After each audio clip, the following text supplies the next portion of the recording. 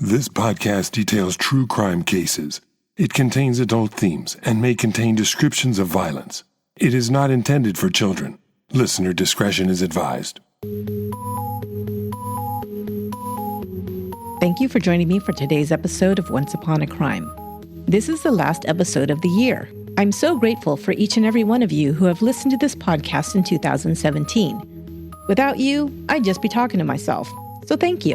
Throughout this episode, you will also hear holiday greetings from some of my pod friends. And since the next episode of Once Upon a Crime won't be released until the new year, January 8th to be exact, I hope you'll check out some of their shows if you're not already listening. I know you'll find some great true crime podcasts to add to your subscription list. This week, I have a very special treat for you. I'll be covering the case of the disappearance and murder of Laci Peterson. Laci Peterson, a woman from Modesto, California, who was 8 months pregnant, went missing on Christmas Eve of 2002 and was found murdered 4 months later. I'm not giving anything away, I don't think, because this case was a great media sensation and has been well covered in documentaries, podcasts, and in the media in general. But even if you think you know this story, I think you'll hear some new details about this case that you might not have known. At least that has been my goal while doing a deep dive into the research into this case. I'll be covering this case from a different angle and in a different format. I'll give you an overall summary of the case, but it will also be as a response to the recent A&E series, The Murder of Laci Peterson. In that series, they worked to lay out a case to cast doubt on the guilt of the person who was ultimately charged with Laci's murder, her husband Scott. And I'll be doing this in a discussion format for the very first time in the history of the show. My co-host will be none other than my very own sister, Yolanda Norris, who is also a podcaster. I hope you'll enjoy this episode. This is Chapter 3 of the 12 Crimes of Christmas, The Murder of Laci Peterson. Shopping for life insurance can seem like a hassle. That's probably why we often put off completing this important task. But if you're an adult, especially if you have kids, you know you need it. I know it seems confusing and also intimidating speaking with an insurance agent, right? Policy Genius makes applying for insurance quick and easy with no hassle. Check this out. You don't even have to speak to an insurance agent. No, really. Policy Genius lets you compare life insurance from the top providers online and takes as little as 5 minutes. If you find a policy you like and want to know more about, you can talk to one of their licensed experts. I know some of you would prefer to speak to a real-life person, and that's available as well. Policy Genius has you covered. So if you need insurance, whether it's life insurance, health insurance, renters, disability, even pet insurance, but have been putting it off, you've got to try Policy Genius. You can compare quotes easily, confidentially, and with no hassle by going to policygenius.com. No muss, no fuss, and no complicated conversations with an insurance agent. Because let's face it, you should only be forced to speak to an agent if you've committed a federal crime, right? That's policygenius.com. And thanks for supporting our sponsors. So first of all, I want to welcome my co-host, Yolanda Norris, to the podcast. Yolanda, tell our listeners a bit about who you are and about your podcast. Well, my name is Yolanda, like you said, and I am your baby sister. But beyond that, I'm also a podcaster. I am half of the Not Perfect or Functional podcast. My husband, Mark, and I discuss true crime, sports, pop culture, or a mix of all three with just a touch of sarcasm. Okay, so that's the Not Perfect or Functional podcast. That's what the podcast name is, not just what it is. Is that what you're saying? Yeah. Okay, just to clarify. The podcast is Not Perfect or Functional. Okay. All right, cool. Okay, so I wanted to start out by giving an overview of the case. Many people have heard about the Laci Peterson case at some point, especially since recently there have been several programs dedicated to it, including the 2-hour investigation discovery special called Scott Peterson, An American Murder Mystery. That came out in November. And also the 6-part A&E series, The Murder of Laci Peterson. But in case you don't know much about it or haven't heard the details in a while, I'm just going to give a quick summary before we get into those details. Laci Peterson was 8 months pregnant in December of 2002. She went missing on Christmas Eve of that year in Modesto, California. Her husband, Scott, was suspected of her disappearance, especially after an affair was discovered that he was having, and also because of inconsistencies in his statements. Police believe that he had dumped her body in the San Francisco Bay, and the body of Laci and her unborn child washed up the following spring in the area he said he was fishing at. He was arrested and tried for the first-degree murder of Laci and second-degree murder of unborn baby Connor. He was tried, found guilty, and sentenced to death. So that is the case in a nutshell. And the reason I've decided to partially dedicate this episode as a response to the A&E program is that in at least the first 4 episodes of the series, they lay out a case that is intended to cast doubt on whether Scott Peterson actually killed his wife. And I saw that many people were posting newly realized doubts about the case after watching at least some of the episodes.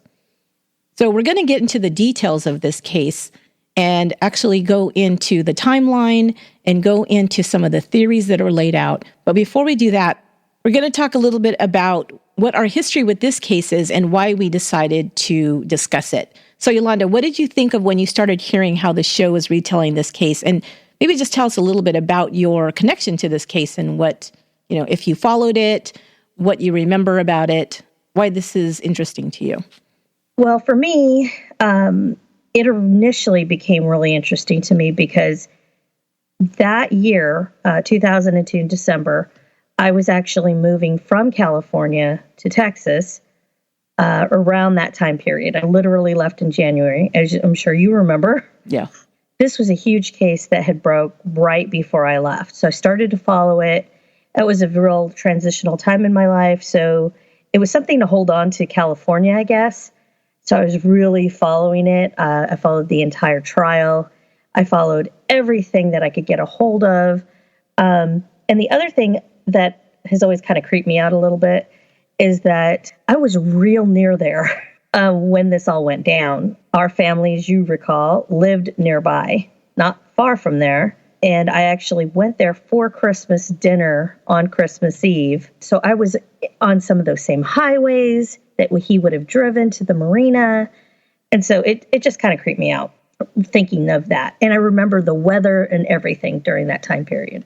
It was a real kind of gray, drizzly, overcast. It was odd. I remember that. It was just really odd, the weather that year. Yeah. So, because you lived actually closer to the area than I did, correct? You were living up in that area. You were in Concord at the time, right? Mm-hmm. Okay. So, yeah, I was further down in the South Bay area. So yeah, and I was in Contra Costa County. But it was a huge story here. It was in the news every single day. It was in, our local news anchor would report on it every day. And so we did follow it daily of what was happening and all the media attention around it. Of course, it was also news that came out around Christmas, which we know that around the holidays, it's a slow news cycle. So that, I think, is one of the reasons why it became covered so extensively in the news right away. That was part of it. But the other part of it was just who Laci was. She was a normal American woman, young, pretty, very, very pregnant. And that always pulls at the heartstrings of people. So it became a very big story. And so we both, I think, followed it very closely as it was unfolding. And I, like you, read everything that came out about it because I was very fascinated about the players in the story and how it all unfolded. And we're going to talk about that. But I just feel there's so many parts to this story. It could seem very cut and dry if you think about it. We know that what happens, especially if a woman goes missing, especially a pregnant woman, and I'm going to get into some statistics about that later, that's the first thing we expect is the husband or the boyfriend or the baby's father is responsible. It's not that unusual. It's not that uncommon. So I don't think that it especially made it that interesting, at least to me, because it is so common. But there was so many other pieces to it, and it really kind of unfolded like a soap opera. So it really did. Yeah. And then afterwards, all these books and things came out, and I read quite a few of them, just like you did. Yeah, me too. Yeah. And I think it was a combination of that. It was a combination of just the interesting aspects of it, and also because it was local to us. That was really something that kept our attention. First of all, I want to go through some of the assertions made by the A&E program first, because these are some of the points we're going to provide additional details for that may help the listeners decide what they believe is true or not. And before we go any further with that, though, I think the first thing we need to do is we need to bring up a person who plays a very key element in this case, and that is Amber Frey. So she does. Yeah. Yeah, she does. And to this day, she still is. She's still part of it. She's been interviewed just recently about everything that happened. She's very interesting as well, because not only did she come out as a key person in this case, but she also became part of the investigation. So Amber Frey was a 24-year-old woman from Fresno, California. That's this kind of the Central Valley of California. She was a massage therapist and a single mother of a 20-month-old daughter at the time that she met Scott through a mutual acquaintance. This was in late November of 2002. When she met him, she did not know he was married and had a very pregnant wife. They began dating. Their relationship quickly became serious, with Scott coming to her home to make dinner and even picking up her daughter from school. Amber thought she'd met her dream man. He began right away talking of a future for the two of them together, and she believed he was sincere. So now that we know who she is, I'm going to go into the timeline. And the reason why I brought her up first is because we're going to begin with the timeline beginning in the October before everything unfolded around Christmas time. And we're doing this to give you an overall picture of how events unfolded. So in October of 2002, Scott Peterson attended a trade show for his job in Anaheim, California, which is in Southern California. While he's at the conference, he's speaking with a woman named Shawn Sibley, who is another person attending the conference. He tells her he's single, that he recently lost his soulmate, and eventually comes around to telling her that he wants to be fixed up. This is when she tells him about a friend of hers named Amber Frey. She made a point of asking him making sure that he wasn't in a relationship, because she wouldn't set him up with anybody unless she knew that he was serious.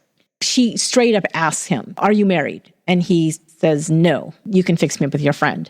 That, I think, goes an extra step to being deceitful.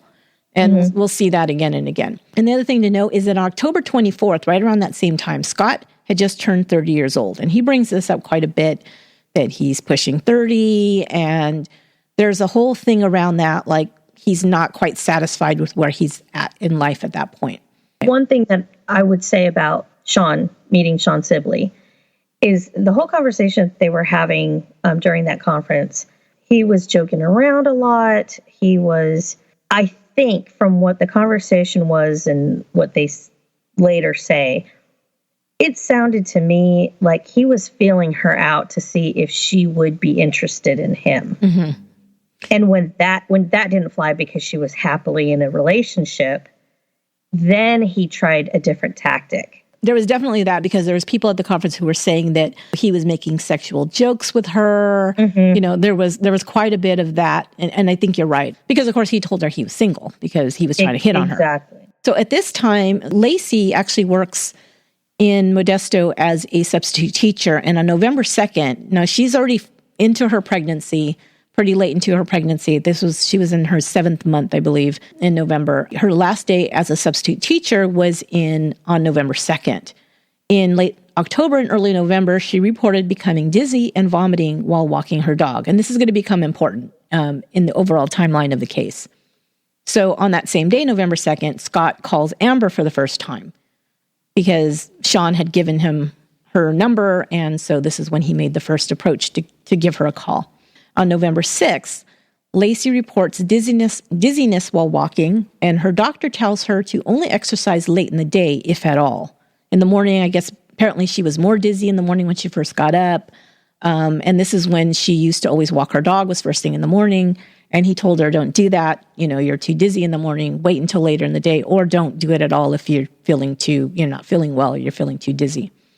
On November 8th, just a couple days later, Laci reports having shortness of breath while walking for more than even a short distance.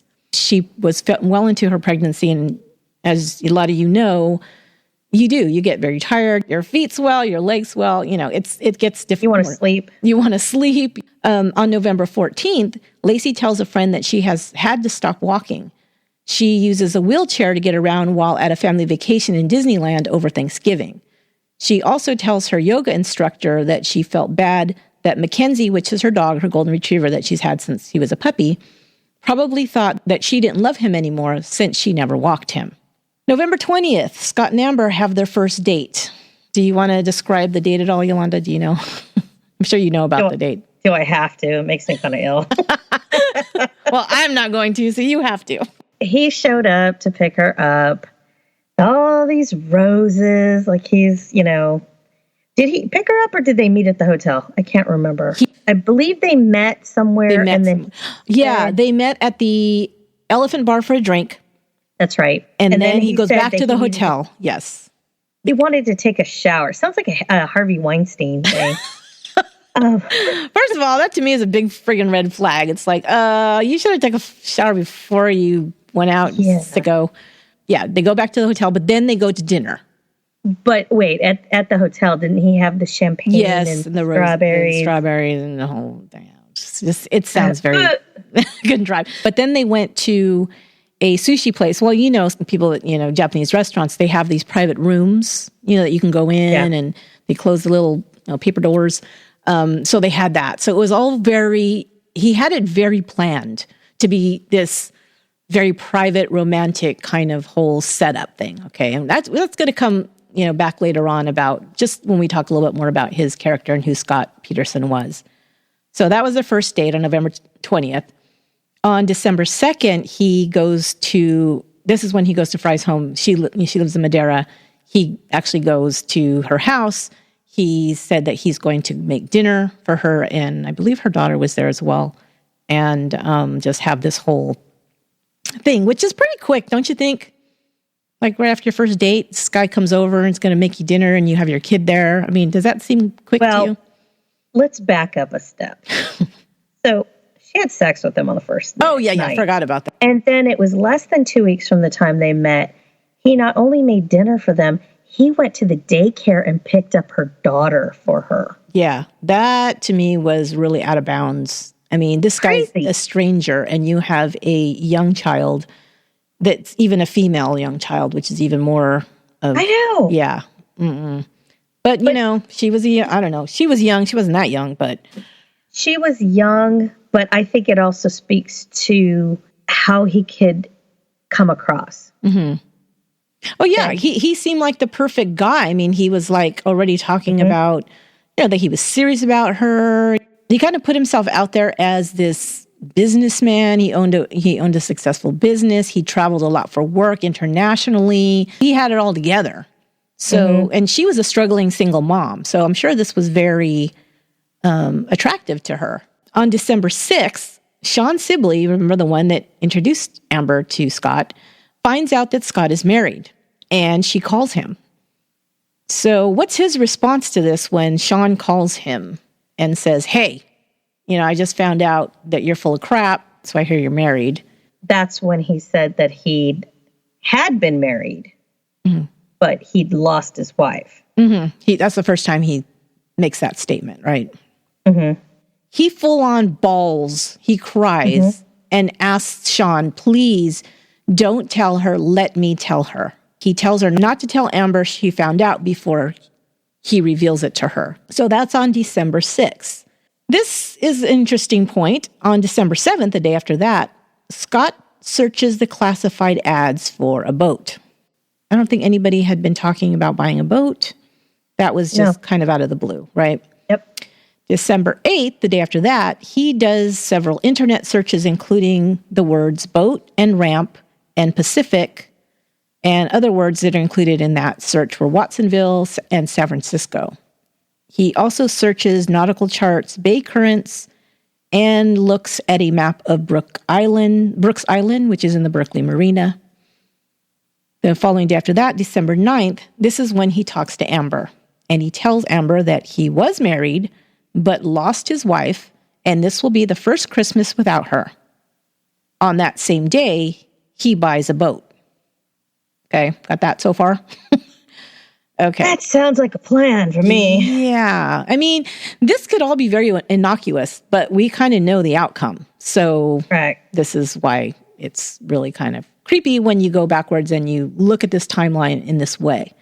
Yeah, when you lay it all on top of each other, you can really, it starts to kind of form a full picture. Mm-hmm. So everybody remembers, because what comes out later on during the investigation, we'll go into that, is a picture of Amber and Scott together. And they're at a Christmas party, and he's wearing a stupid grin on his face and a dorky Santa hat. She's wearing a very nice red strapless dress, right? Okay, but here's the thing, and this is what I just found out too. He actually went to 2 parties with Amber. He went the first one on December 11th. He goes to a party. Here's the thing too, what we didn't talk about, how far is it from where he lives to where Amber lives? Quite far. Yeah, because it's about, 100 miles at least? It's a couple hours? Yeah, I think it's a couple hours away. She lives in, like I said, Central California. He lives up in Northern California. But yeah, it's at least 2 hours away. Well, I know for one of the parties that he told Laci that his boss called him for an emergency meeting and he had to go to San Francisco to meet him. And he wouldn't be able to go to the party with her. That was the second. She went to a party on the same day. Yeah, that was the second one. But that's the one where the picture comes from, about that's with him the one and who Amber. She's wearing the pantsuit, right? There's also a picture of Laci, and that comes into the trial. So, but on December 11th, 3 days before that Christmas party, Scott went to another party with Sean. Sean Sibley had a party, I think it was for her fiance's birthday, and she invited Amber and Scott, and they went as a couple. So that was December 11th. 3 days later is the Christmas party that he goes to with Amber. On that same day, like you said, Laci had a Christmas party of her own that they were supposed to go to. He told her he couldn't go because he didn't tell her why, but he was with Amber. And she goes to that holiday party alone. And there is a picture of her that comes into the trial that they show, and it's been all over the news at that time, of Laci and at that party alone. And she's sitting. Yeah, she's sitting. Yeah, she's not even standing. She looks very pregnant in the picture. So during their time together, Amber had told Scott that she would never date a man who cheated on a girlfriend or a wife or a married man. Amber talked to Scott a lot about her life, about her beliefs. She had become a Christian. She talked to him a lot about pain she had gone through in her life. She really kind of shared a lot of emotion with him about a lot of things. And she told him that her father had left her mother for someone else when she was just a little girl, and that was a huge loss for her, so she would never allow that to happen in her life by dating a man who was married. As well, she had been left by the man who was her daughter's father. They were never married. Her baby daddy, yeah, they never married. So that was something she said she couldn't forgive. She was looking for a man who was responsible, who was loyal, who wasn't a cheater. And of course, he supposedly fit all of this. Yeah. And of course, he would never, because he's the best boyfriend ever. Well, he brought strawberries and champagne. Oh, God. Please, I'm trying not to gag. So on December 15th, he tells Amber that he'll be gone until the end of January, that he's traveling. And remember that his job he does actually do some traveling for his job, but not like he's telling people. When does he have time to work? Yeah, I don't know. This is his thing. He's telling Amber that he's going to be gone until the end of January. This is December 15th. So this is he'll be gone for 6 weeks, right? And that night he has dinner with Laci and her parents. Now, remember, he bought the boat on December 9th. This is December 15th. He's having dinner with Laci and her parents, Sharon and Ron. Ron is an avid fisherman, okay? And talks all the time about fishing, and he goes out on his boat, and he does all these things, right? The boat is never mentioned at that dinner. And which is crazy. Yeah. And there's 2 reasons why I bring that up. Number one, if, this is your father-in-law, basically, and this is something you could talk about, right? You could say, hey, I've got a boat. You can ask his advice. So, where should I go? Do you want to come? You want to impress him. I want to impress him. Yeah. And you might want to learn, because from what I could tell, Scott was never a huge fisherman. All of a sudden, he's got this boat and he's going to go fishing, whatever. The other thing is, Laci is extremely close with her mother. They talk every single day, sometimes multiple times a day. They don't always see each other every day, but they do talk almost every day, right? She says that Laci tells her almost everything, and especially about big purchases, things that are like major purchases. She would definitely tell her. She always has. Mm-hmm. She didn't mention anything about them buying a boat, and they didn't know anything about the boat until after the fact. So that's something that will come up later as well. Okay, so that's December 15th. Scott continues to call Amber while he supposedly is away. He calls her on December 19th, December 22nd, and December 23rd, but no calls were made to her on December 24th. Oh, he was too busy. Yeah, well, we'll get to that. Okay, so on December 20th, Laci reports that the baby has turned and she has painful swelling in her feet. So she's really not comfortable at this point. Yeah, she's huge and she's not comfortable at all. Everybody says she was always very energetic. She was always doing a million things. And this was just really starting to, slow her down because she was late into her pregnancy. On December 23rd, Scott rents a post office box at mailboxes, etc. Well, we have to kind of guess why that would be, because he's trying to keep in touch with Amber. He actually gives her this address at mailboxes, etc., that she can send him things. Well, it was going to be Christmas. Yes. And he was going to be away, and she wanted to be able to send him gifts. Yeah, and he needed a place to do it, because even if he gave her his work address, she could show up at his work. Yeah. That wouldn't be good, right? He certainly can't give her his home address, so he's got to come up with something. So he gives her a post office box. And you would think, I'm going to digress a little bit. Mm-hmm. You would think, as being somebody as suspicious as she was, really trying to figure everything out as far as, I don't want anybody that's married and this and that. I'm sorry. And then he comes out with the story about, I was married. Mm-hmm. I didn't want to tell you. Wouldn't you be a little suspicious about a P.O. box? Yeah.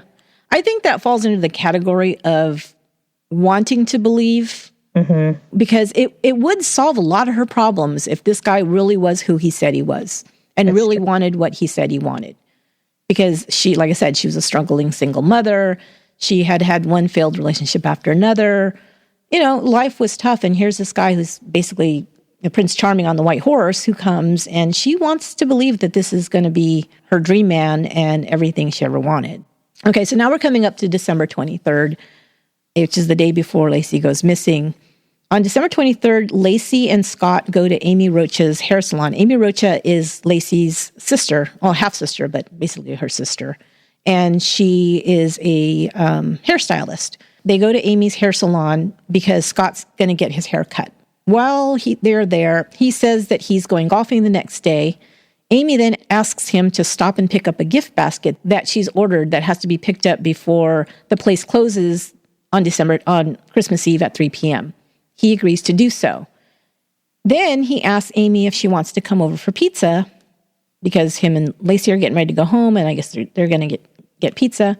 She says no, and that she has plans. This is going to be a question for me later, but I'll put a pin in that for now. I had a question about that too. Yeah. Keep going. So Laci and Scott stop to pick up a pizza on the way home. Apparently they take it home and they eat pizza. At 4:45, Laci speaks to her friend Stacy. She tells her that she's upset that she can't throw her annual Christmas party as she usually does, but she is just too exhausted all the time, and that she even has to rest frequently throughout the day, just doing regular chores or anything. And she says she can hardly get anything done. She can hardly do anything because she's just so tired. Okay. At 8:30 p.m., Laci calls her mother, and that's the last time her mother will speak with her. So the pizza thing, why did that become a question mark for you? I can tell you why it did for me. Well, I was trying to figure out why he would invite her over unless it was just an additional alibi of where, that she was home, that I couldn't think of anything else. Yeah, because I thought, okay, if this was something that was planned, that was going to be set in motion that night, he surely wouldn't want somebody else there. So that's what made me think, well, maybe it wasn't premeditated. Maybe it was something that he had planned Because there's a lot of theories around this, and we'll, get to more of them later, but maybe it was something he was trying to figure out a way to get out of this relationship or get whatever he was planning to do, but maybe it wasn't going to be that day because that was Christmas. You know what I mean? Yeah. And so I'm wondering if it wasn't supposed to be, after Christmas or something, but something happened that night. Something came up, something was discovered, something was said. I don't know. That's to me a big question mark. If something happened that night and he snapped. Well, I've thought that too. The only other thing that I was wondering, so you're sitting in a salon, you know how it is when you go to get your hair cut. Everyone's just talking. They're blah, blah, blah, blah, blah. Mm-hmm. Whoever your hairstylist is telling you about their day or what's going to happen, what they're going to do later, So I'm wondering if he heard her say something like what her plans were that night. Mm-hmm. And full well knew she would say no to pizza. Right. Yeah. Like she was going to go to dinner or she was really busy or she had something going, you know what I mean? Mm-hmm. And maybe to just make it seem like, well, but I invited her, you know what I mean? As an additional alibi kind of thing. Right. Okay. So now we're going to get to December 24th, and I've broken this up into basically hourly because this is a day that the timeline is going to be very important. And as we go into some of the details, some of the theories, so I'm going to basically took everything that I could find from court records, from the police interrogations, from things that the family said, they reported, and put this all together in a timeline of that entire day as much as I could get. I'm sure there's some things. A lot of work. I'm sure there's some things that were like, that I don't have in there. And I know there are, but I tried to get as much as I can just to get a picture of that day of what happened. And again, these are all things that were corroborated, not just, there was a couple of things, and I'll tell you when those come up, that were a guesstimate or something that Scott reported that we can't either verify or know for sure, but at least it'll kind of fill out the picture. But before we do that, I need to take a minute for some holiday greetings and a word from our sponsors. Hello, this is Jeremy from Podcast We Listen To, where I interview your favorite podcast hosts each week. I hope that you are having a fantastic Christmas, and I hope you have a wonderful New Year. Be safe, and we'll see you next Wednesday. Hi, this is Dina Marie, the host of the Twisted Philly podcast. I'd like to wish Esther and all the Once Upon a Crime listeners a happy, healthy, and joyous holiday season that's not at all twisted. One of the most joyful moments for me in 2017 was getting to meet Esther, someone that I look up to and who has been such a mentor to me since I launched my show. Esther, I hope you and your family have a wonderful Christmas, and I wish you the best of health, luck, and love in 2018. Hi, this is Pernilla from the True Crime Sweden podcast. I just want to wish you a Merry Christmas and a Happy New Year. Or, as we say in Sweden, God Jul och Gott Nytt År. I love socks. And just this morning I realized that I have a drawer full of socks that I never wear. I hate that. You buy a pair of socks, and after wearing them, you realize they don't fit right, or they don't stay up, or they're too thin or too thick, and they just sit there like they're in a sock graveyard, taking up space. But since I've had my subscription to Sock Club, every pair that I've received has quickly become my favorite, and I can't wait to wear them. Why? Because they're quality socks that fit right, are comfortable, and each come in a unique and fun design. I love them. It's the holiday season, and this would make a perfect gift for that hard-to-buy-for person. But why not also treat yourself to a Sock Club subscription? I know you'll love them too.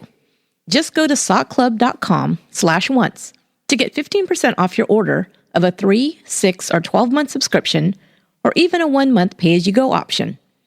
Hey, the new year's coming. Start off fresh by cleaning out that sock drawer and keeping just the socks you love. Get Sock Club. That's sockclub.com/once for 15% off your order. And thanks for supporting our sponsors.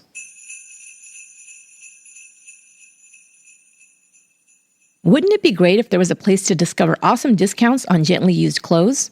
There is. Swap.com is the world's largest online consignment and thrift store. You can shop for outstanding bargains on brand name items like women's, men's, and kids' clothing, shoes, belts, handbags, and even toys. Why buy clothes your kids will outgrow in a few short months? Swap.com is the green choice. Over 14 million tons of textiles are wasted each year. Shopping secondhand at Swap.com helps prevent this type of waste from polluting the environment. And you'll find designer brands like Ann Taylor, Michael Kors, Betsy Johnson, and Donna Karan, all at up to 90% off retail prices. Between 6,000 and 10,000 new items are added daily in their easy-to-navigate website. You'll also get hassle-free returns within 30 days. No questions asked. Right now, I have a special offer for my listeners. Save 40% off your first order, plus free shipping, when you order from Swap.com by using promo code ONCEUPON40. That's ONCEUPON and the number 40, all one word. But hurry, this awesome offer expires on December 31st.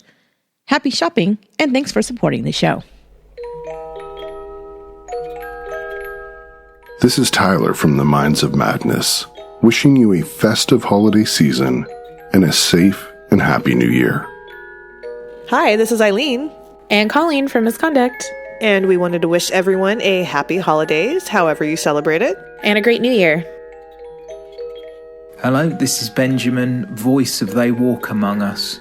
And along with Rosie, my wife and writing partner, we would like to wish the listeners of the Once Upon a Crime podcast a very happy Christmas and hope you all have a fantastic new year. So beginning 8 a.m. on the 24th, which is Christmas Eve day, between 8 and 8:45 a.m., the home laptop at the Peterson house shows searches for weather in San Jose, an online shopping search for a scarf at the Gap, and also a search for a sunflower umbrella. Now here's what's interesting, because I found this as I was doing the research, that everyone knows that Laci loves sunflowers. She even had a tattoo of one on her ankle. So that's interesting. I remember that, yeah. Yeah. Apparently there's more than one computer at the house. There's at least 2 or 3, but the laptop is the one that Laci uses. The other... Exclusively. Yeah, exclusively. The other ones she doesn't use. Scott uses the other ones, but she uses this one. But here's the thing that I found, and it was like a one-line item in this, and I'm like, wait a minute. Okay, we need to say this, because again, this didn't come out in a lot of places, but it was something that the investigation did point out in the trial. On that same computer, which this is what people are saying, is that, okay, Laci was there that morning and she was looking up these things, was not stuff that Scott would look up. She's the only one that uses this computer. There was an email sent from that laptop that morning between that time from an address that Scott used. And this was an address that Scott used for things like emailing Sean Sibley. It was one that he used, believe there was an email address also that he used when he was doing the back and forth emails about the boat. It was not his normal email address that he used. It was another one that he created, which it said like SLP something or other. Yeah, SLP something. So that an email was sent from that address that only Scott would know at 8:45 a.m. on that computer. After that, there was no more activity on that computer that day. So we do know that he at least used that computer. The common belief was that he never used that computer, which is not true, obviously, from that email. At 9:48 a.m., this is something that's going to be part of Scott's alibi. At 9:48 a.m. exactly, the segment of Martha Stewart's show about meringue cookies aired. And the investigators actually did this. They looked and they found out exactly when this portion, because he said they were watching TV that morning and they're watching Martha Stewart, and it was very specific that he said, oh yeah, she was making some kind of meringue cookies. They went back through whatever and found out that actually aired at 9:48 a.m. Scott later tells detectives that he and Laci were watching that show that morning, so that's why that's important. At between 9:50 and 10:08 a.m., Scott leaves the house. He first tells detectives that he left the house approximately 9:30, but the timeline changed when they were able to verify some other things. So he says several things, and I'm going to bring up some, and I think you know some other ones, Yolanda, that he said Laci was mopping the floors when he left and told him that she was planning to walk Mackenzie, their dog. Okay, so the mopping thing is interesting because investigators talked to their housekeeper who had come to the house and cleaned the house the day before on December 23rd. She said she had mopped all the floors then. Yeah. So that's interesting because this comes up all the time. She was mopping the floors. Because the bucket and the mop and the water will come into play. But if we know that the housekeeper was there the day before and verified that she had mopped all the floors, why would an 8-month pregnant woman who's extremely fatigued all the time be mopping floors? Not to mention the fact that she was getting ready for the dinner party she was going to have at the house with just the close family. Which was the next day. She was spending more of her energy on that than she would have been. I think that's why the housekeeper came on the 23rd. Right. So that right there kind of pulls that whole idea about that into question for me. So me too. Records show that he checked his voicemail on his cell phone at 10:08 a.m., and he says that he did that from his warehouse. So that would mean he had left his house right before 10 a.m. because they said it's like a 9-minute drive to his office, a warehouse, whatever it is. So that's where that timeline comes in. He's saying he's there at 9:48 a.m. when Martha Stewart's on, right? And it sounds like he may have been, but then he says Laci's going to walk the dog. Meanwhile, at 10:18 a.m., and this is also corroborated from receipts and things that the woman brought in to show, because she actually went and checked her cell phone records and stuff, because when this was going on, she wanted to be sure. At 10:18 a.m., Karen Service, which is the next door neighbor, sees the dog Mackenzie outside trailing his leash by himself. The gate to their backyard is open. She puts him into the backyard and closes the gate. Because the whole idea is that she was walking the dog, right? But that doesn't give her a lot of time. If he left right before 10 and she sees a dog at 10:18. And also you said, he said that she was still mopping, right? Yes. So she had to throw down the mop and run out of the house. And so he said several things. He said she was mopping the floor. He said she was curling her hair, and he also both at the same time. And he also said that because he told this to investigators at different times when they interviewed him. He also said that she was barefoot when he left. She was not dressed yet. Really, she didn't have her shoes or socks on, whatever. So for her to waddle on over and get her shoes, you know how hard it is to put on your shoes when you're pregnant in the first place. Yes. It's not an easy thing to do. She's got to go get the dog. She's got to get the leash, go for a walk. And somehow something happens to Laci and the dog is left alone. And the neighbor finds her. And this is all within 15 minutes. It has to be. And the neighbor also says that the leash, when she finds Mackenzie, the leash is muddy already. Enough so that she has to go back in her house to wash her hands. Right. So, unless she was running, with this dog, which remember, she's saying she can hardly walk because she gets dizzy. She's just tired all the time. It just seems unlikely that she would be walking the dog at all. It's possible, but it's pretty unlikely. So, okay. So now there's something else that comes into play here. The people across the street, they're the Medina family. They leave for vacation at 10:30 a.m. that morning, directly across the street from Scott and Laci's house. And that's going to come into play because some of you might remember this, and we'll bring it up later, is their house gets robbed sometime during that time. And this becomes part of a theory that we'll talk about that the defense has about what happened to Laci. So between 10:30 and 10:56 a.m., we know this from records, Scott's work computer at the warehouse is accessed between those times, specifically between those times, 10:30 and 10:56 a.m. He checks and sends email. He looks up instructions on putting together a mortiser that they had ordered for his, for the warehouse. He says he's at the warehouse for only 20 minutes after he logs off the computer, so that would make it 11:20. Actually, a little bit less than that, maybe 11:16, 17. But then in that time, he says he puts together the mortiser, he cleans up around the office, he loads a toolbox into the truck, he cuts himself on the toolbox, then he goes into the cab of his truck for a napkin, he bleeds in his truck, he cleans off his finger, And all of that in about 16 to 20 minutes.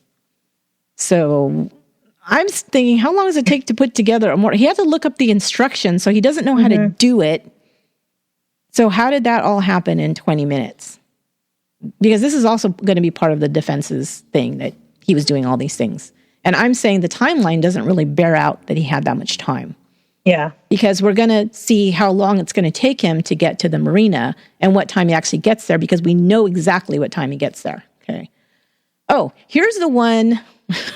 There are always things, I don't know if you guys do this, when you're listening to true crime or you read a story or you're following a case, there are always these little elements that jump out at you and you think, wait a minute, that for some reason is a big clue for me. And this was the one. At 10:38 a.m., the Peterson's neighbor reports that their window blinds are still drawn shut. And they had looked specifically at their clock. They knew exactly the time. I forget exactly how it went, but they knew very certainly that they looked at the clock or whatever. It was 10:38 a.m., looked outside and saw that their window blinds were still drawn shut. Now, remember, she's supposed to have been home that morning. She was supposed to even have walked the dog and then maybe went missing, right? But I don't know about you, but I tend to have a routine every single morning. And this is what these people were saying. This is why they noticed this, because every morning, probably, by like 8 a.m., her window blinds were open when she was home. Mm-hmm. When they weren't open, they knew they weren't home. They were on vacation, they were out of town, whatever, right? I know this because I do this myself. It's like a routine. I do the same things every morning when I go downstairs. I have to take care of the dogs. I throw the dogs outside, and the first thing I do is I open my blinds because it's dark in there, and I don't like a dark house. It's depressing. So I open up the window blinds. Yeah, open up the window blinds and, do other certain things. So to me, when I see this with my own neighbors, when I see that, like, say their porch light is on in the morning, I know they're not home. Yep. Because I know she turns off her porch light every single day, right? And so it's probably somebody else is staying there, or they're on vacation or something, right? Or it could be that they're sick, but there's something happened. Something happened. So that was a big, and that's a small thing, but to me, it really kind of raised that red flag, like, nope. I don't think she was there, or she wasn't able to do what she normally did. And think about this too. He said she was mopping. Mm. Would you mop without the sunlight in so you could see what you're mopping? No. You wouldn't do a lot of things. She was supposed to be on the computer. She was supposed to be, she had already eaten breakfast, he would say later. She was watching television. And he would say what kind of cereal she had eaten. He was very specific in things, almost too specific. When you have some things that are too specific. That is, and I was thinking about that earlier, because I was thinking this morning. So when I left this morning, if I called my husband right now and said, hey, what exactly did I do this morning before I left to work? Do you think that he would be able to recite exactly what I'd been watching on television? Yeah, who does? and what I ate. I don't know what I watched on television. I have no clue. Somebody else probably wouldn't even know what I was wearing. Yeah, no. Mm-mm. No. So, and vice versa. Okay, so I'm thinking about it right this second. What was my husband wearing this morning? See, it took me a minute. Yeah, especially, think about it, especially when you're in that kind of a stressful situation where they're asking him these questions when they believe that his, very pregnant wife is missing. Nobody knows where she is, if she's okay, if she fell down a hill or she was abducted. They have and he's going to remember all the specific stuff under that kind of pressure, under that kind of stress. That Martha Stewart was making meringue cookies. Yeah. Come on now. He would say, yeah, I think, I can see somebody saying, I think, yeah, we were in the living room. I think the TV was on. Maybe we usually turn it on. You don't know that stuff in to that specific a degree. It's just, that to me really is telling. And then we're going to get to this. This was a big part of the A&E presentation, was that all of the sightings of Laci after Scott would have left the house, right? All these sightings of her, so many people saying that they saw a woman walking a dog, saw a pregnant woman walking a dog through a trail through the park, because there's this park with all these trails right near their house. That's where she used to walk her dog every morning. Some people even say they definitely know for sure that it was Laci. And they're saying that they're seeing her up until 10:45 a.m. doing this. Okay, number one, we got to throw that out right now, because we know that Mackenzie was back in front of her house at 10:18. So at least most of those people who were saying, oh, we saw her at 10:45, I know it was 10:45, they have to be wrong. And I'm not saying they're lying. I'm saying they're mistaken, that it was not her. There's no way. So, but this is going to be a big part of the defense's arguments. Between 10:35 and 10:50, their mail carrier was walking through that route, and this is the name of the street they live on, is Covina Avenue. On Covina Avenue, tells detectives that he remembers nothing unusual. Okay, so this was the first time they asked him. Later, he will report seeing the Peterson's gate open and not hearing the dog barking. Okay, and that, I guess, means what? On the documentary, they're trying to say that then what must have happened was that when the next door neighbor, Karen, put Mackenzie in the backyard, Laci was still home. So she must have been the one to open the gate and then go for a walk with the dog. But that doesn't make much sense. Yeah. Why would he have his leash on? Yeah, why did he have the leash on? Why was it already muddy?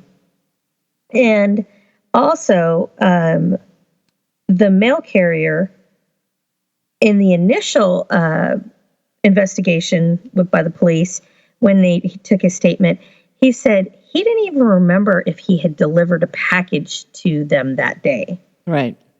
So how did he all of a sudden specifically remember, oh, the gate was open and the dog wasn't barking at me? Yeah. And it's like, it's one of those things. I think there's a lot to this case where people come out with this information. They are trying to be helpful. I don't think, for the most part, I mean, there's a few wackos out there, but for the most part, I think people are trying to be helpful. But what happens is our memories are so iffy that anything could make us believe that something happened that didn't happen. Power of suggestion. Yeah, total power of suggestion. And there's a lot of that because a lot of this stuff was in the media. They knew there was a missing pregnant woman. They knew that the dog had been found outside of the house. There were several things that they knew. And this came into play when they said, wait a minute, I think, I saw that. Now I remember, this happened. And so, because he, I'm sure, had already heard that the dog was wandering and the neighbor found it. So he thought, oh, yeah. And he could have seen the gate open on a different day. That happens all the time. And I think a lot of these people, the people that were talking about the woman walking, the dog through the park, they'd probably seen her many, many times. And because some of the people were neighbors who could see out the window, could see people walking through the trail or into the park out of their window. And they probably saw this multiple times, and it just became part of their memory. This is why we know that eyewitness testimony is really not that great unless there's something to corroborate it.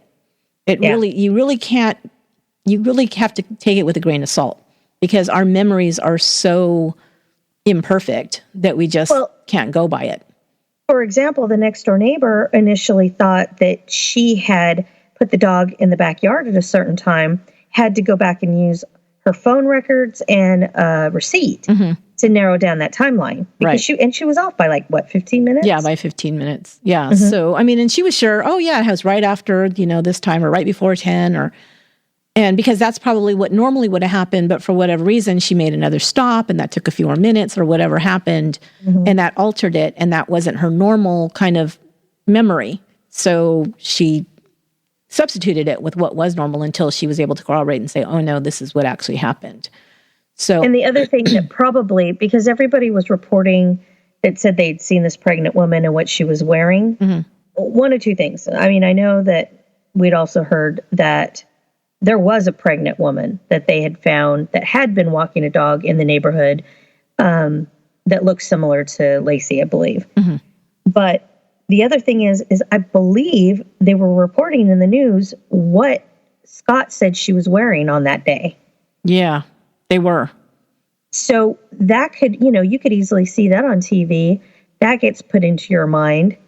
Oh, yeah, I did see a woman wearing this and that. And the reason they would know that is because, remember, at first she was missing, so they had a description of her for people to look for her.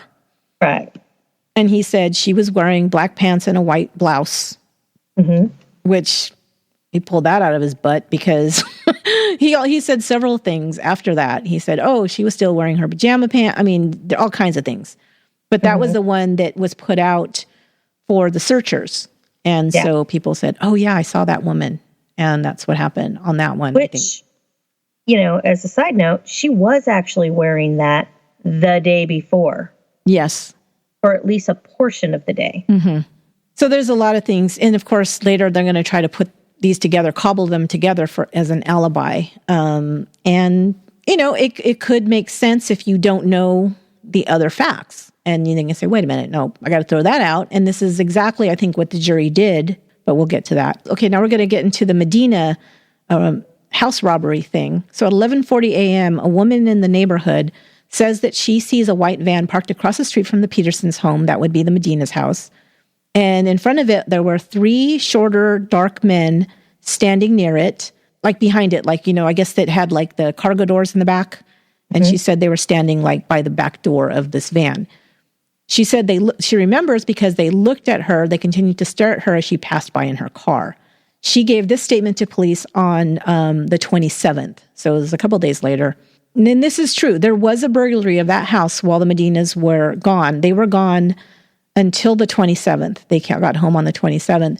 But the fact is that 2 men were arrested and admitted to the burglary of the Medina's house. They actually stole a safe from inside the house and I think some other things. One of the men's name was Stephen Wayne Todd. I guess he was kind of a known burglar, but he admitted to it. Here's the thing. I saw the picture that they posted, and they put it on the A&E thing, which is, I think, odd that they didn't bring it up. When they kept going over this woman saying, she had seen these men. They were shorter, dark men. In the video that they created for the A&E, they look like Hispanic men, which makes sense. Modesto has a large Hispanic population. But the picture they put up of the 2 men who actually robbed the house were not 2 or younger Hispanic men. They were 2 older white men. They didn't look Hispanic in the least. They didn't look short in the least, and they didn't look young in the least. So great eyewitness. Yeah, so again, throw that one out, right? So the only thing she got right was the fact that they were robbing the house. Yeah. Okay. And he says that they ransacked the home and stole the safe in the very early morning hours of December 26th. Okay, so that was the day after Laci, 2 days after, right? Or maybe the day after. If we're talking the 24th or the 25th. This happened in the early morning hours of the 26th. So again, the defense is going to say, oh no, this isn't true, that this had to happen, and they're trying to fudge the dates and the timeline to cast doubt, because that's what you do as a defense attorney. But the detectives had this confession, and the guy said, yeah, it was early morning hours of 26th, even told them when, and what they did. So that's why they didn't put a lot of time or stock into that whole burglary kind of thing. Because of that, they already had this information. Oh, and we're talking about the package. 11:45, the neighbor, Karen again, says she sees the package still in the mailbox at the Petersons at 11:45. And she comes home, I guess, later in the day. She said she still sees it there. It's 4:05 p.m. is when she arrived home. So the package was never taken out of the mailbox. Okay, so now we're going to get to Scott. We know that he gets to the Berkeley Marina. He drives in to the Berkeley Marina, which, like we said, is about 90 miles from Modesto, about an hour and a half away. And because the timestamp, when you drive into the Berkeley Marina, you have to get like a ticket. It's kind of like, those parking meter kind of things to get to the boat launch. And so it's a boat launch ticket. And the timestamp on there says it's 12:54. So just before 1 p.m. he gets there. Then he says between 1 to 2:30 approximately, he's out on the boat at Berkeley Marina fishing. He then calls home after leaving the marina and leaves a message for Laci. He says on the message, it's 2:15 p.m. and that he's not going to make it back in time to pick up that gift basket that her sister wanted, and said maybe she could go get it. At 2:30, Scott calls another friend from his cell phone. He doesn't mention that he's been fishing at all. At 2:40 p.m., he then calls his father. He again doesn't mention going fishing on the bay. He only reports plans for the rest of the evening, that he's going to dinner with Laci to the Roaches. At 3:25, there's a receipt from a Chevron station where Scott stopped for gas in Livermore, California, which would be on the way home. At 3:45, okay, so he's trying to reach Laci. He calls her right after he leaves. He's calling friends. He stops for gas. At 3:45, so 10 minutes after he gets his receipt at the gas station, Amy Rocha, Laci's sister, calls Scott's cell phone and gets no answer. Okay. She then calls the house and no one answers there either. At 3:52, Scott calls Laci's cell phone but doesn't leave a message. Now, he's on his cell phone because he's been calling people all afternoon. Like 10 minutes after Amy Rocha calls, he's calling Laci, but he does not pick up Amy Rocha's call, which is... Because he knew why she was calling, probably. Yeah. So that's odd. At 4:05, like I said, Karen sees the package still in the Peterson mailbox. She had just gotten home. She did not see Scott's truck there yet. So she did mention that. At 4:15, Scott says he arrives at his warehouse. Remember, he's got the boat. So he's got to go unload the boat. He says that he only stays there about 5 minutes. At 4:30, Scott says he arrives home. Scott and Laci are expected at the Roaches for dinner at 6. Okay, so he has a little bit of time. When he gets home, Scott says Laci's Land Rover is in the driveway, but she's not home. He sees Mackenzie in the backyard with his leash on, and he takes the leash off. The back door is also unlocked. But this still didn't concern him. So he takes a shower, gets out of the shower, eats pizza, and then calls Sharon Rocha. He says he assumed that she was running errands, but her car was there. Okay, what else did he do when he got home? Well, he washed his clothes before he took a shower. Threw his clothes in the washing machine. Mm-hmm. He had also said that the mop and the bucket were right inside the door, and that he threw the water out and put the mop bucket outside on the because it was porch. still wet. It was still wet there. Right. He grabbed the pizza from the night before out of the fridge. And milk, which right there makes him a monster if you eat pizza with milk. Case closed. Also, you're guilty. Guilty of being gross. He did get milk, and he had he pulled out the ranch. He was eating ranch with his pizza. Mm-hmm. Which what does that signify to you, Yolanda? I know you need. My husband will think this is the funniest story ever. So I had this epiphany with this whole bottle of ranch thing. So yes, some people eat pizza with ranch. I do. I know the feeling. I know liking that.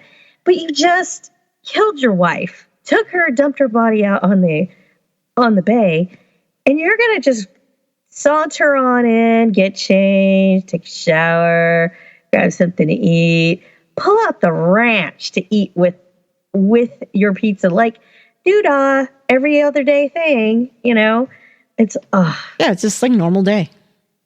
It's a psychopath. A normal day of murder. And the milk, you're right. That makes it. That makes you a monster. Now, the other thing, what it was on the counter with the pizza, and the police found this, was that while he was sitting, and I have this vision in my head, he's standing there at the counter with this cold piece of pizza and this ranch, and this cup of milk. Can't get over that ranch, can you? Damn ranch. I wonder if it was Hidden Valley. It's ruined forever for me. And he has the phone book out. Now, you younger people probably don't even know what a phone book is. But a phone book, it would be delivered to your house. It was like the internet before you had one. So it had all the phone numbers to everything, restaurants, Residences too, but a lot of businesses. Let's see, Yellow Pages. Yeah. The Yellow Pages. So this was open to the Yellow Pages. The Yellow Pages were for businesses. And apparently, when the police got there, they found that it was actually open next to the pizza box, and it was open to an ad for a criminal defense attorney. You might have wanted to close that book. It would be funny if it was just like the air conditioning kicked on and rippled it over, open to that page just because, somebody was trying to say something. Or is he really that stupid? But we'll come to find that he is kind of really that stupid. So yeah. Well, and it was a giant ad, apparently, and it was for a criminal defense attorney that had been a previous prosecutor but was now in private practice. And one of the things that he defended was murder. Mm-hmm. It was on the ad. Yeah, well, you're going to need them. Well, let me eat my pizza with my ranch and check out this criminal defense attorney while I'm at it. So he gets home at 4:30. He does all these things, and apparently he takes off his clothes right there in front of the washing machine and throws them in the wash. And here's the other thing. There were clothes in the washing machine that he took out, but he said he did that later on because he worked with chemicals, and so he didn't wash his clothes with the other clothes because he would get chemicals on his clothes. Of course, he wasn't working with chemicals because he was fishing. And I just found this out today. Those things that he took out of the washing machine were the cleaning rags from the lady, from the cleaning lady's stuff the day before. She finished cleaning. She put the cleaning rags in the washing machine, but she didn't turn it on because it's not a full load, right? Mm-hmm. So he takes out cleaning rags to wash his clothes separately from I don't know. That to me is very odd. But anyway, so he does that. He does the pizza. He takes a shower, all of these things. It's 45 minutes later minimum because he said he got home at 4:30. And when he calls Laci's parents' house looking for Laci.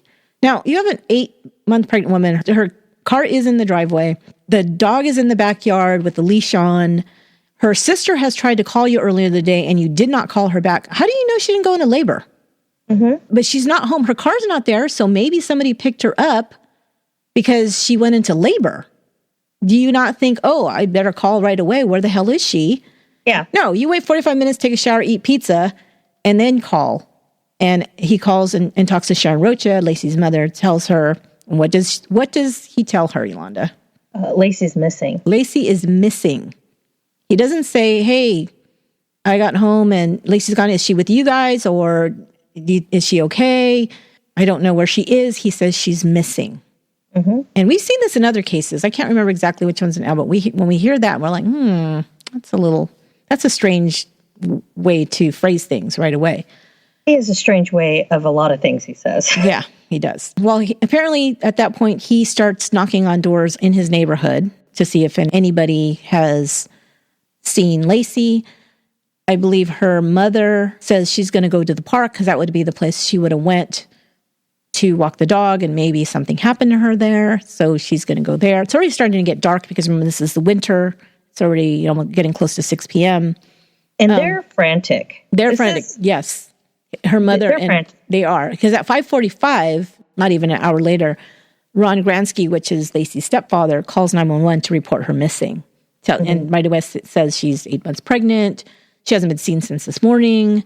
She went to walk the dog and she's gone and the dog's home. So that's the beginning of, the Laci disappearance.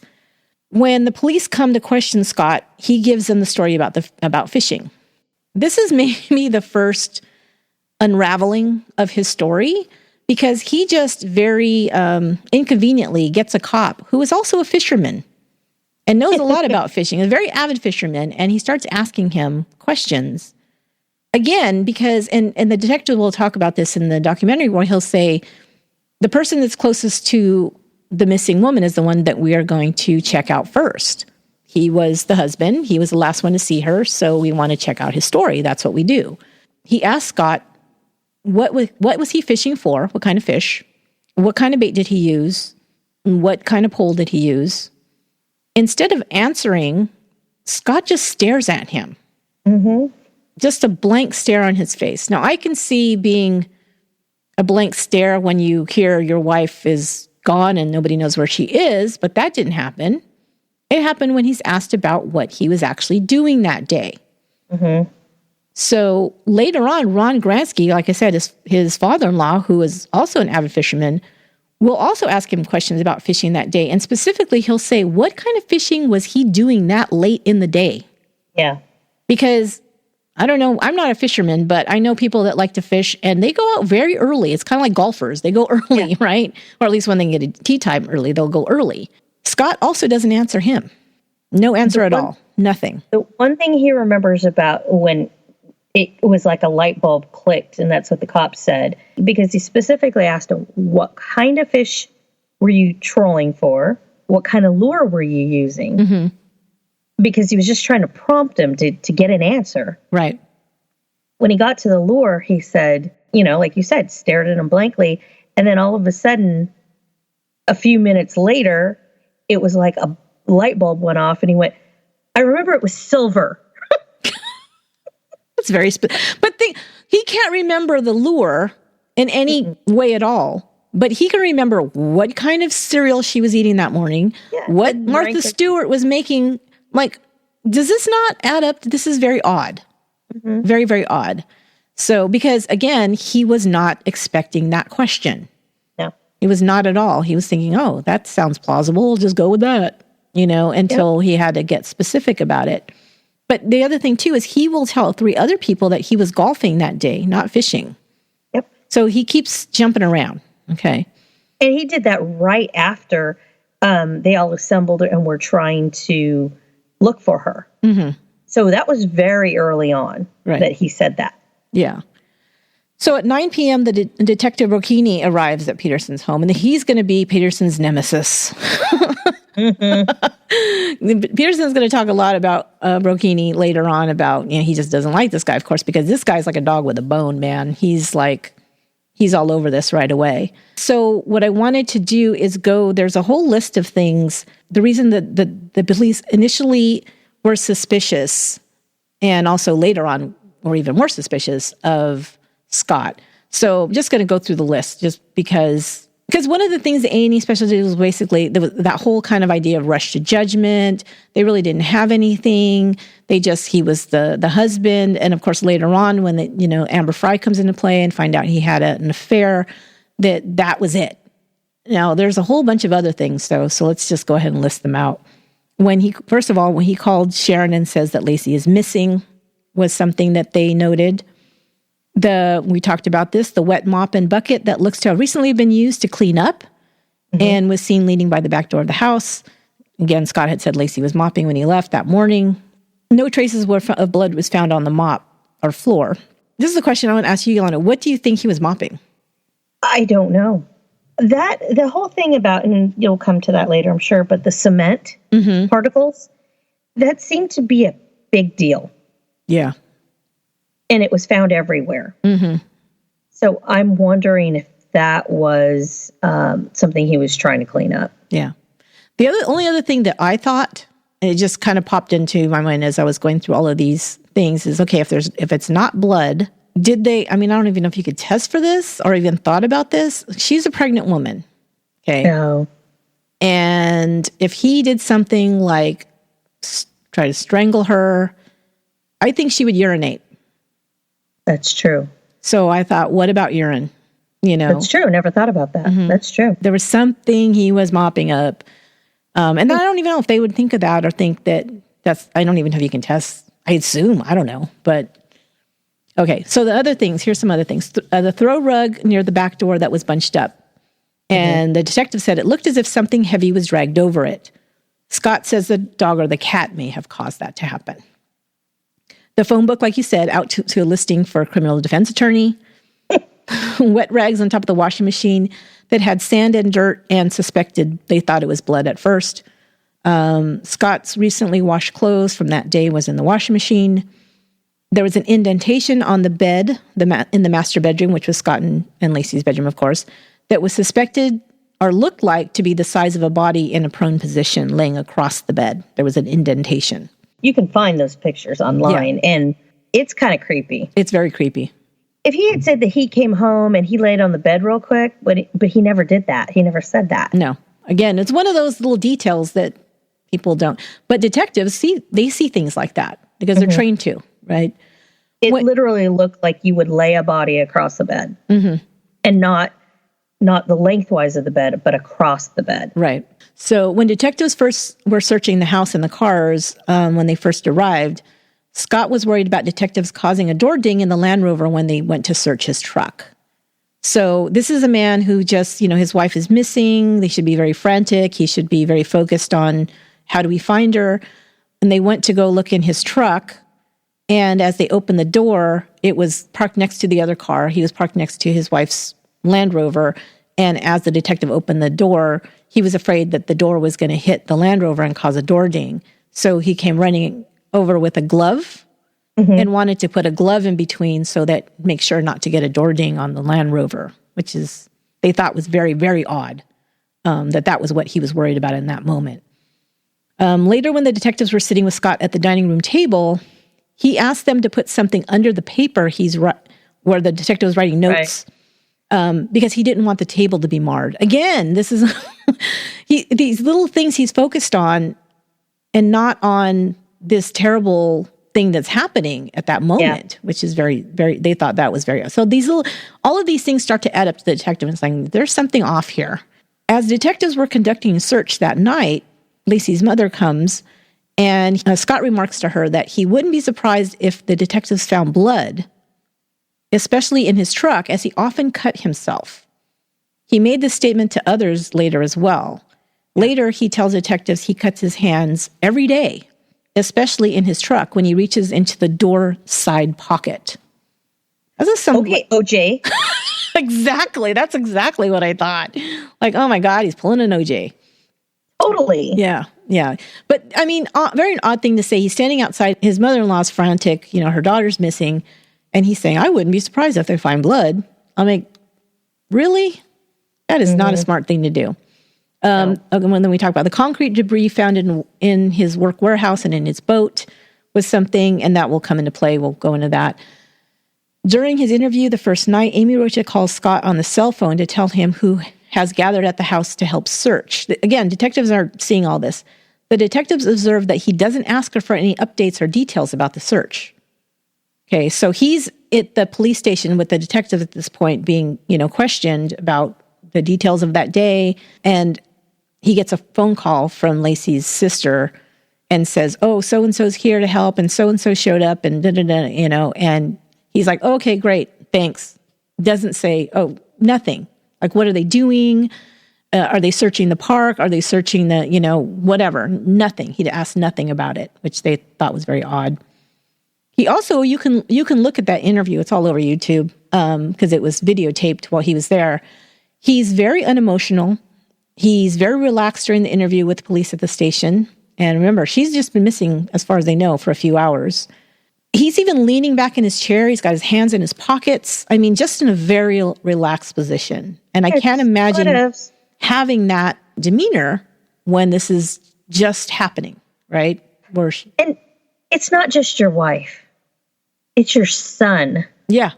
Your unborn son. Yeah, that's due any time. And most men, even when it's, a baby in general, but when it's a son, come on, let's be honest. Yeah. Men are going to be, oh, my boy. Yeah.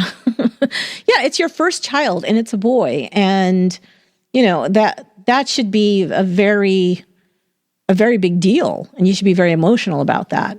So nothing. This is where Brocchini says that, okay, at this point, I'm like, there's something way off with this dude. Oh, and then he only asked one question during that interview because he said, did you have any questions? Because he hadn't asked any questions.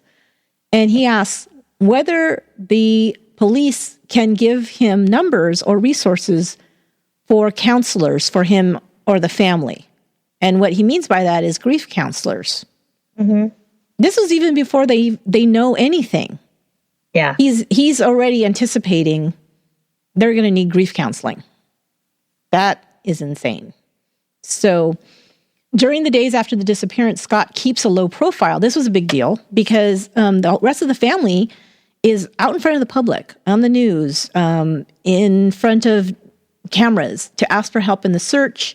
But he always remains in the background. Well, you know why. Yeah, well, we know why. Because he's got a girlfriend, and he's not married. And, yeah. So they open a search center at a local hotel in town. They have pictures up of Laci there, and they have pictures of Scott and Laci together. He takes down the pictures that he's in.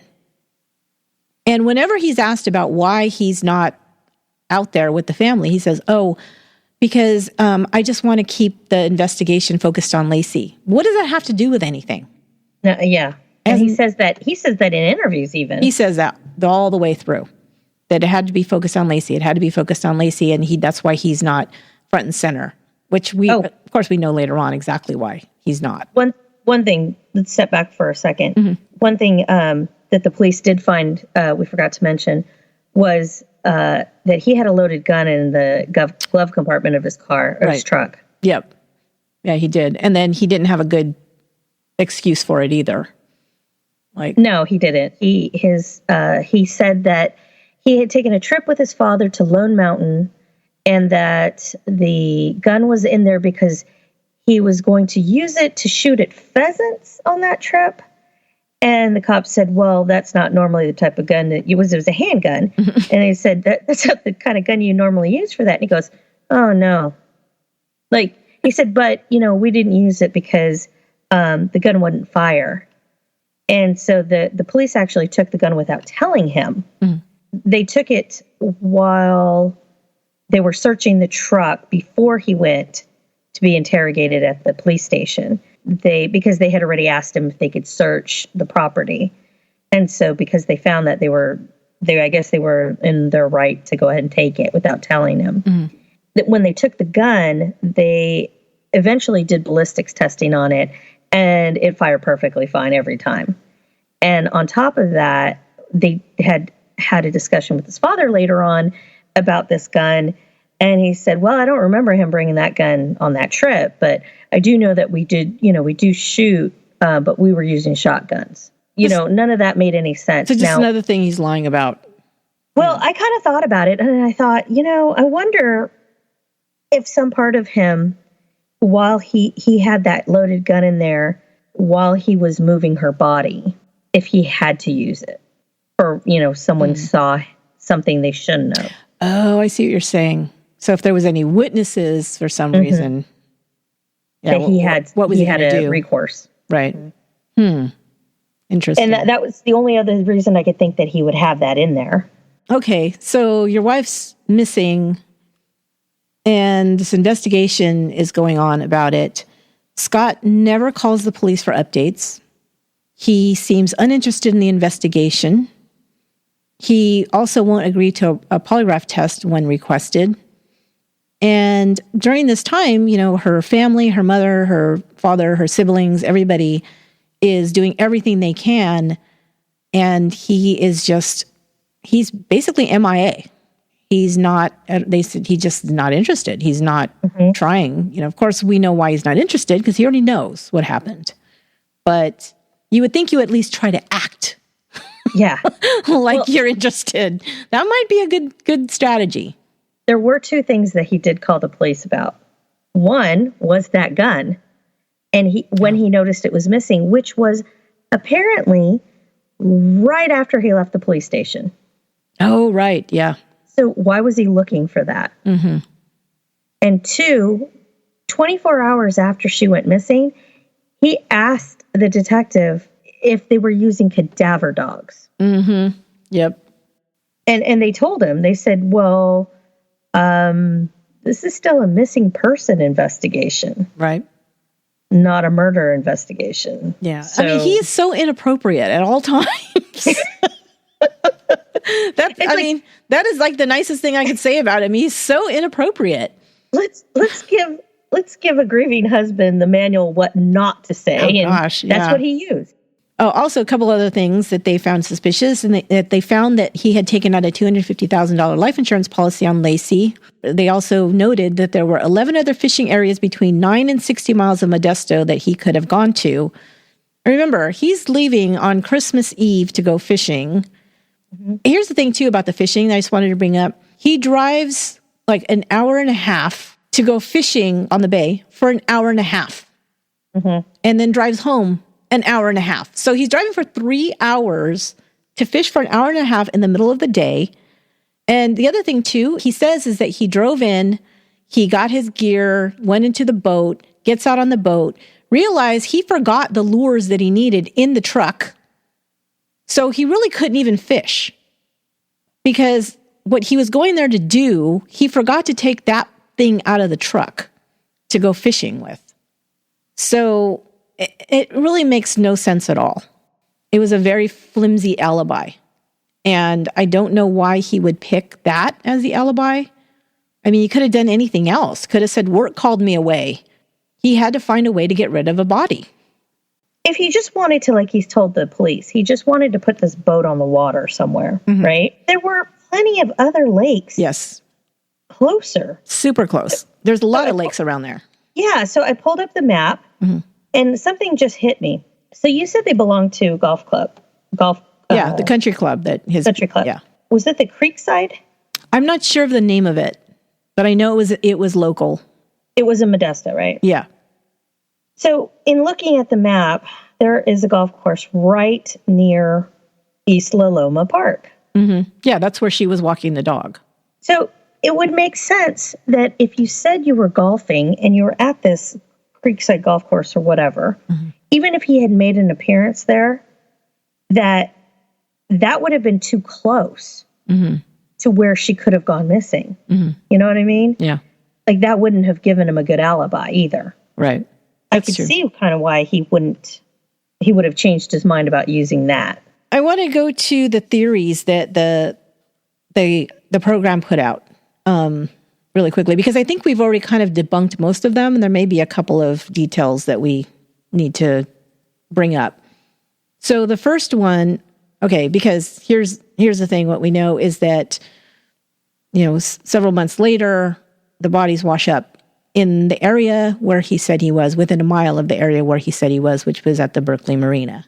One of the first things that they say is, because they have to somehow figure out, how do we defend that? How do we defend that where he said he was on that day, this is where the bodies are discovered, not far from there, that come in from the bay. So what are they going to say? They said that Scott was framed, that whoever took Laci then had to get rid of her. They knew that his alibi was that he was on the bay that day. So they took her body to the bay and dumped it there to frame him. Who's going to do this? Okay. I mean, that's a lot of risk, number one. Well, not only that, how do you get it right? It's not a small area. No, it's ludicrous. Who are these people that are framing Scott? And first of all, why frame him? Why? Revenge for what? What did he do? How do you know him? Why do you care? It doesn't make any sense. Okay, so here's some of the people they said probably could have done it or probably did it. Laci's murderers were the burglars across the street. The 3 Hispanic men? Yeah, or the 2 older white men, whoever they are. They're changelings, so they're both. Or homeless or transient people that live in the area. Or because maybe they have transportation. Yeah. Yeah. Or, of course, we've always got to go with the classic satanic cult. Okay, we've got to go with the classics, so we got to throw the satanic cult in there. And this the A&E program depicts Modesto as crime-ridden and a violent place to live. They even have a saying. They call it murder, meth, and auto theft. That's what they call Modesto. Now, what do you know about Modesto? It's like any other city. It's got a bad side. It's got a good side. Right. Modesto is, it's a sleepier town. It's not a big metropolis, but it's not a tiny village. It's, an average sized town. Yeah. Where Scott and Laci lived, you can look at where they lived, and they're middle-class homes. Nice neighborhood, nice clean neighborhood, just nice middle-class neighborhood, right? And her parents lived just a few blocks away, right? Yeah. It wasn't that far. No, it wasn't far. To be fair, up the road, there was a place, an area they call the airport neighborhood. There are more kind of, ramshackle homes, some lower, you could tell it's kind of a lower socioeconomic neighborhood. And they said that's where a lot of the crime is, and it's not too far away. So that's what they're saying. It could have been somebody wandered into this neighborhood, we're doing something. But here's the thing. If you have that kind of crime, they're going to rob you. They're going to rob you. They may kill you. And then they're going to leave. They're not going to take your body. They're not going to drive to the bay. They're not going to get in a boat and dump you overboard. That's not going to happen. So to me, that whole thing I would just totally dismiss that if I was a jury member. So what they say, how does this happen? They said, scenario number 1, Laci sees burglars across the street and she confronts them and they abduct and kill her. Because that's what burglars do. They murder people. They don't. They get the hell out of there because the whole thing is getting in and getting out without being seen. And do you see Laci at 8 months pregnant going and confronting burglars, like multiple men? Oh yeah, that's what they were trying to... They depicted that on there. Yeah, they did over and over. And I'm like, if anything, she might get on her cell phone and call 911. Scenario number 2 is that Laci was walking the dog and a transient abducts her and kills her. Okay, then her body would have been in the park. End of story. That's it. Scenario number 3, Laci is being watched by a satanic cult who plan to abduct her for her baby. I don't know. They didn't really specify why, but in their minds, always satanic cult's going to have... I don't know what that's... I tell you, I don't know what that's about. It makes no sense. It's never made any sense to me. Like... sacrificing people, sacrificing... I don't know. It doesn't make any sense. But here's something that was investigated and something that did come up in the A&E thing that I thought was interesting, but not really evidence of anything. They also investigated the report. Oh, here's the thing I wanted to say. The Modesto police actually investigated all of these theories. They did investigate the satanic cult theory, the transient... They went and they did all of these things. It wasn't like they just... okay, yeah, we don't care. We already got our man. No, they did investigate all of these things. They also investigated this report. There was another pregnant Modesto woman. Her name was Lourdes Avila. She owned a clothing store. It was kind of up the road from where Laci's lived. She was in her clothing store. This is where she sold clothes. And she was, I guess, in the front of the store, kind of doing some things. And there was a car across the street with some men in it that kept watching her, she said. She was very pregnant this time, too. She said she felt very threatened because these men kept looking. She was like, are they casing the store? What are they going to rob me? She was, a little worried about that. She goes back in the store, and one of the men, I think at least one of the men, goes into the store. As she sees him coming in, she goes to the back of the store, and she gets on her cell phone, and she starts calling the police. And the man leaves. So the defense tried to say that these were the people that possibly abducted Laci. They were looking for a pregnant woman, and they couldn't get Lourdes, so they got Laci, and this is part of that, again, throwing this in here and see what sticks. Okay, she has a store. They know she's got money in there. Yeah. It's like... And she's defenseless because she's big and pregnant. Yeah, and they're probably watching her the same, thinking, is anybody else in the store? Is there a man in there? Is it just her? So they're watching this, but then when she calls the police and she's on 911 and they probably, hear that, they take off, right? Also, the defense did not introduce this information into evidence for the trial at all. So that tells you something as well, that they probably didn't have enough to go on. The other thing that the program brought up over and over was the whole Laci walking her dog through the park. They had the sightings, they did a map that it showed that she was making a loop all the way around the park and back to her house, 45 minutes of walking around the park, according to all these witnesses who saw her at various places. And did she have a wheelchair with her when this exactly. First of all, 45 minutes, really. And from what I hear, it's kind of hilly when you first go into the park. It's, it's kind of strenuous to walk that trail. Not to mention, let's mention, how big was her dog? Yeah, he was a big dog. Yeah, he was a golden retriever mix. Yeah, so I would say, 40, 50 pounds? But here's the fact. The prosecution called several witnesses to the stand who identified women that were not Laci who were walking in the park that day. Many of them had dogs with them. Some of them had dark hair like Laci, to show that these eyewitnesses were mistaken in who they thought they saw. Again, like we talked about the power of suggestion, and probably just misremembered this at a different time or seeing somebody else. I felt that was really debunked. As a matter of fact, this is something in the appeal that they're going to throw out. So again, going through all the evidence, prosecutors narrowed the time that Laci would have had to leave for her walk, as reported by Scott, to 10:08 to 10:18. And like we said, in that short time, she would have had to change clothes, put on shoes and socks. Scott described what she was wearing, which was different from what was found on the body when discovered.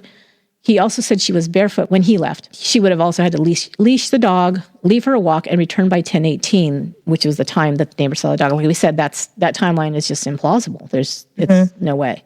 The biggest claim that I thought, and I just want to go over this really briefly, is that, and this is ad nauseum in this program, is that Scott was tried in the media. Okay, Nancy Grace was saying he was guilty and da-da-da-da-da. And of course, it became huge after Amber Frey came out and said that she had an affair with Scott. And they said, it was tried in the media, and that's why people found him guilty, and he couldn't get a fair jury, and all of this and that.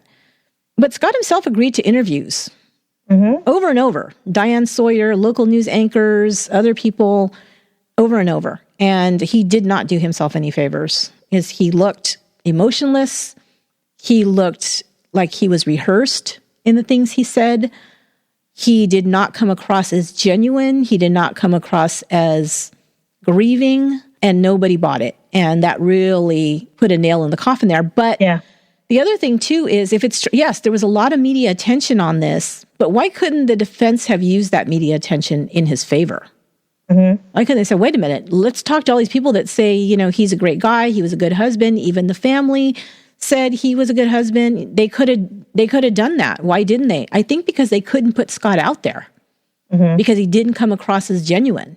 I read the book by his half-sister who believes he's guilty.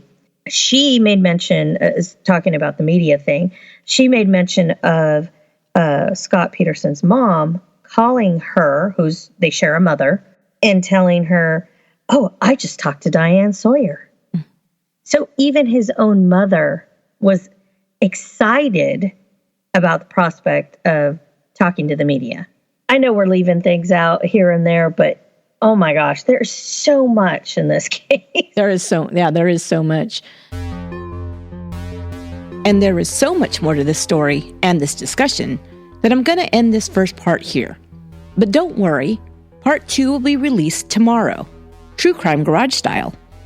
So, as my holiday gift to you for the very first time ever, you will get 2 episodes in 1 week. You're welcome. And what's in store for part 2? Well, you won't want to miss it, because we will finish debunking the assertions that the A&E program laid out against Scott Peterson's guilty verdict, and we'll go through the rest of the events of the case, including the investigation, discovery of the bodies, arrest, and trial. We'll conclude by giving our theories as to why we believe Scott Peterson is guilty in the murder of Laci Peterson, including, as you're used to, going into the background and psychology of Scott Peterson that I believe led up to his actions that culminated in murder. Before we end, I want to play a few more holiday greetings from some great podcasters. Be good to one another, and I'll be talking at you again tomorrow.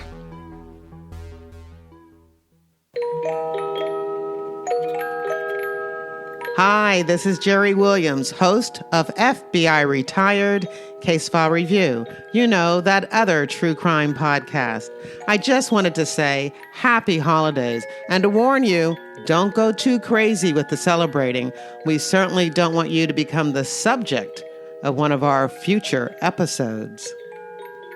This is your friend, Mixture Hyde, aka JV, from the In the Mix podcast, as well as the Criminal Musings podcast, and shortly, the Red Wing audio drama. Definitely check that out. Happy holidays, you guys. Stay safe and have fun and stay strange.